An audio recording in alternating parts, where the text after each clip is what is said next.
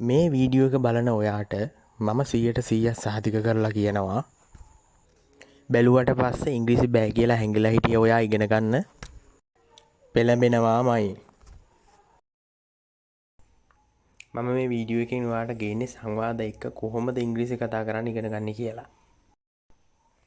සංවාද අතරතුර ලස්සන වාක්‍ය රටා හැදෙන විදියත් මම ඔයාට කියලා දෙනවා. රැඳිලා ඉන්න මගෙත් එක්ක මම ප්‍රියංකර chat box channel එකේ උමේෂ් ප්‍රියංකර. කන්නාඩි ඉස්සරහට ගිහින් කවුරුත්ම නැත්නම් ඉංග්‍රීසි ඔයා එක්කම කතා කරන්න පටන් ගන්න. මෙහි ඉඳලා ඔයා ඉන්න තැනට කොච්චර දුරද? How far is it from here to your place? How far is it from here to your place? මෙතන ඉඳලා පොඩ්ඩ දුරයි. It is only stone's throw from here. It is only stone's throw from here.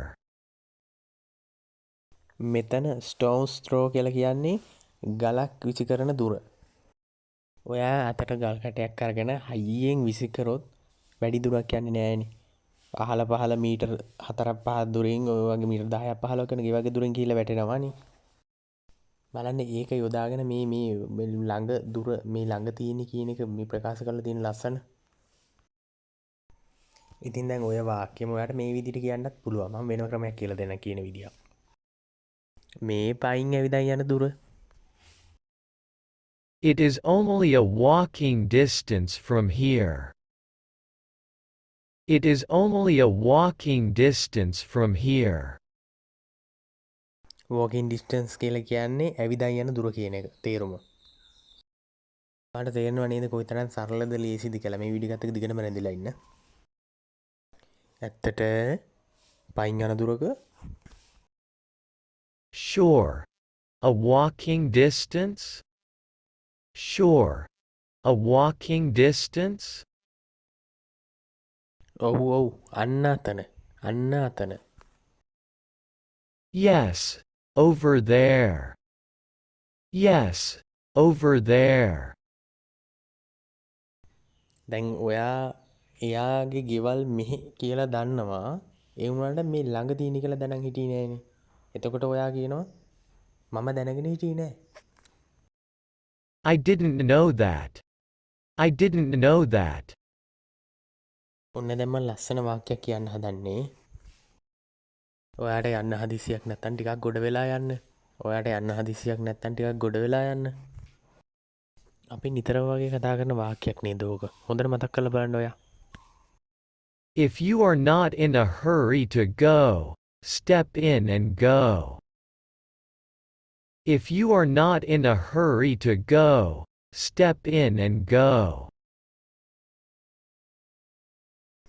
දැන් මේ වාක්‍යයම අරගෙන මේ තව උදාහරණයක් මම ඔයාලට කියන්නම්.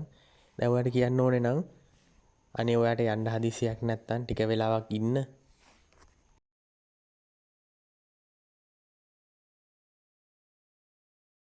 If you are not in a hurry to go, please wait for some time. If you are not in a hurry to go, please wait for some time. ගොඩක් අය sometimes කියන එකයි sometime කියන එකයි පටලවා ගන්නවා. හොඳට මතක තියාගන්න sometime කියලා කියන්නේ ටික වෙලාවක් කියන එක තේරුම. sometimes කියන්නේ සමහර වෙලාවට කියන එක. නෑ දැන් බෑ. මම ආපහු එන ගමන් එන්න. No, not now. I will come on my way back. No, not now. I will come on my way back. දැන් මෙහෙම හිතන්නකෝ. දැන් ඔයා නිතරම වගේ කියනවනේ. මම ගෙදර යන ගමන් ඉන්නේ. කවුරු හරි කෝල් එකක් දීලා අහනවා. ඔයා කොහෙද ඉන්නේ? මම මේ ගෙදර යන ගමන් ඉන්නේ. එහෙම කියලා බලමු ඒ කියන්නේ කොහොමද කියලා. I am on my way home. I am on my way home. මෙන්න මේ වාක්‍යයත් හරි මම ගෙදර යන ගමන් ඉන්නේ කියන එකට. I am going home. I am going home. මම මේ පන්සලට යන ගමන් ඉන්නේ කියන්න. I am on my way to the temple. I am on my way to the temple. එතලා කිව්ව වාක්‍යයයි මේ කියන වාක්‍යයයි දෙකම හරි. I am going to the temple. I am going to the temple. අපි සංවාදේ පැත්තට ආයෙත් එමු. හරි එහෙනම් එන්න මම හෙට ගෙදර ඉන්නම්. Okay, then come. I will be available at home tomorrow. Okay, then come. I will be available at home tomorrow. හරි එහෙනම් මම හවස 5ට විතර එන්නම්. Okay, then I will come around 5 in the evening. Okay, then I will come around 5 in the evening. මෙතන මේ around කියන එකේ තේරුම විතර කියන එක. around කියන එකේ තේරුම ගොඩක් දෙනේ මම පස්සේ කියලා දෙන්නම්. මම දැනට මේ තේරුම විතරක් කියලා දෙන්නම් ඔයාලට. හරි දැන් ඔයාලට කියන්න ඕන වෙනවා. හරි එහෙනම් මම උදේ 9ට විතර එන්නම්.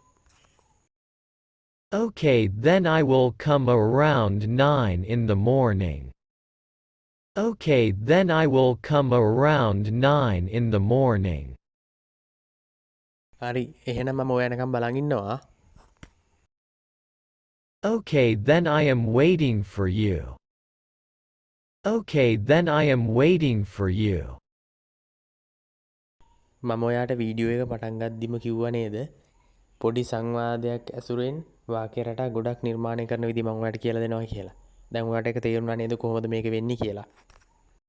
ඉතින් බලන්න අපි නිතරද වෙලේ කතා කරන සිංහල වාක්‍ය ඉංග්‍රීසියට හරවුවට පස්සේ කොයිතරම් ලස්සනද කියලා. මෙතන කිසිම ගැඹුරු දේවල් කිසිම දෙයක් නැහැනේ. ඔක්කොම තියෙන්නේ සරල දේවල්. ඉතින් ඔයා තාමත් මාව subscribe කරලා නැත්නම් මා පහලා තියෙන subscribe button එක click කරලා subscribe කරන්න. මේ වගේ ලස්සන සරල සංවාද මම ඔයාලට දිගටම අරගෙන එනවා. මගේ වීඩියෝ එකත් එක්ක දිගටම රැඳිලා හිටියට ඔයාලට බොහොම ස්තුතියි. සුබ දවසක්.